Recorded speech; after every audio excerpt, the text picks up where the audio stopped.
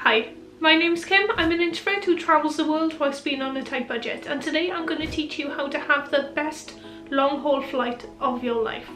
I've travelled a lot on long haul. My family live in Canada, so I've flown back and forth between London and Canada, Vancouver, more times than I can even remember. And through the years, I've kind of gained experience on how to handle long haul flights best. Things to do that you can make sure that you're more comfortable even when you're sat in economy. So whether you're on a 6-hour flight between Los Angeles and New York, or whether you're on the world's longest flight between Singapore and Newark, these are things that you can do to make your next flight more comfortable and not as tedious. Some of these tips can be used if you have flight anxieties too, so you can use them to distract yourself. So let's just get into it. Before you go, so the best way to make sure that you have an amazing flight is to prepare beforehand. So make sure that you have a good night's sleep. You shower or bath before you go on the plane. You put on some comfy clothes. You have a light meal before you get on board. You don't drink alcohol because that'll just dehydrate you and make you groggy. Give yourself plenty of time to get to the airport because you don't want to be stressed getting to the airport. Basically, the aim is to make yourself as relaxed as possible.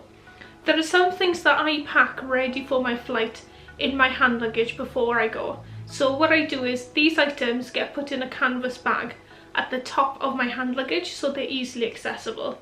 These things are cleansing pack including a sheet mask and lip balm, a book or some magazines, your dressing gown, a neck pillow and some small slippers, a notebook and pen, snacks, refillable water bottle, headphones. So all these things are in your canvas bag. There's no point keeping your backpack underneath the seat in front of you if you can just have your canvas bag in front of you and the rest of your luggage in the overhead lockers. Just make sure that any liquids you take on board are less than 100 ml.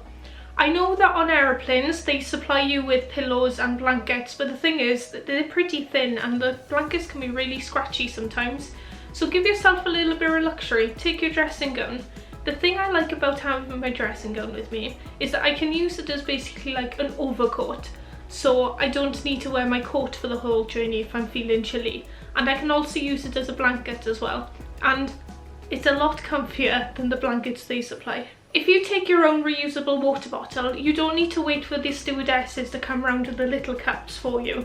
You can ask them to top up your water bottle. Then you've got basically a constant supply of water on you. It's really important on flights to stay hydrated. The air that comes into the cabin is mixed with filtered air and air from outside.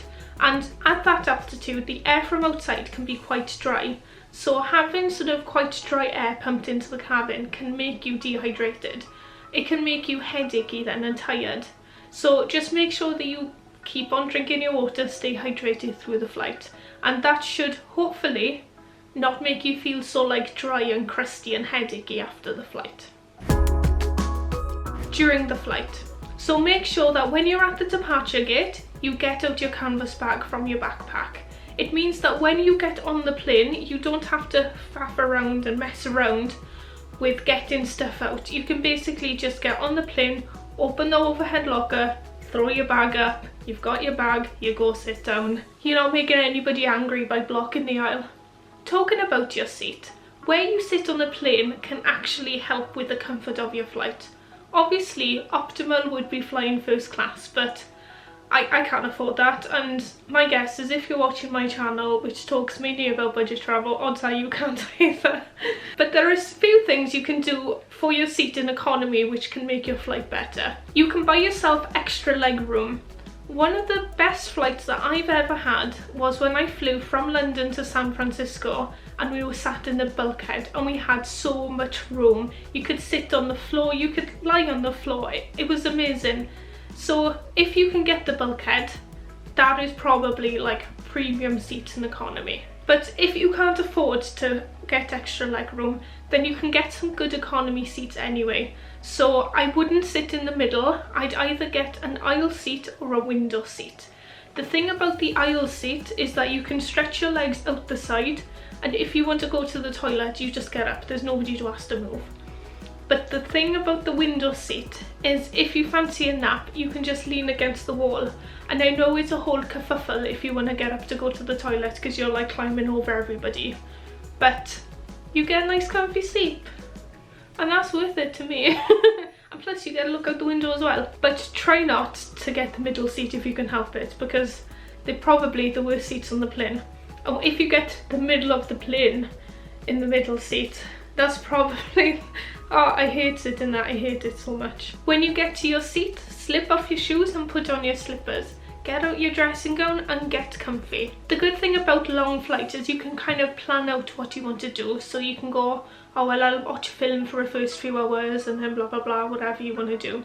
But what I like doing is about halfway through the flight is planning to have like a nice good wash and refresh. So this is where the wash kit and the face mask comes in. Some people look at me a little bit mad when I'm on the plane because I'm in my slippers, I'm in my dressing gown and I've got a sheet face mask on. But honestly, oh, luxury.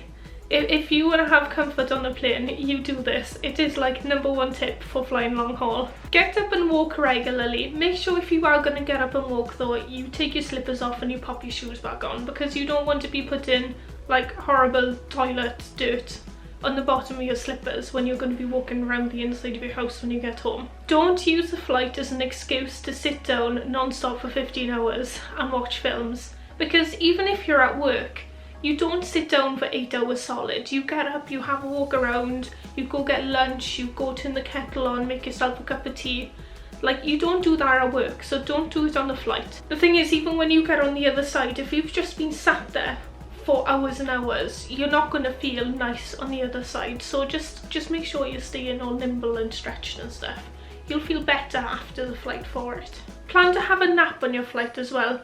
Depending on where you're going and how long your flight is and what the time difference is will depend on how long you should nap and where on your flight you should nap. So have a look at that and see when you think would be best for that nap to happen on your flight. The point of this will be to try and alleviate as much jet lag as you can, and make sure to snack regularly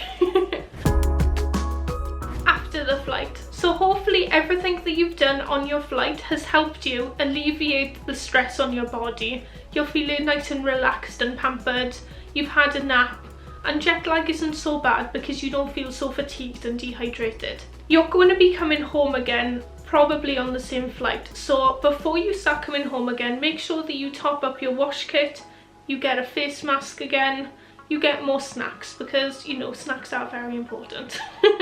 I hope you enjoyed this video and you found the things that I've spoken about really helpful for your next long haul flight.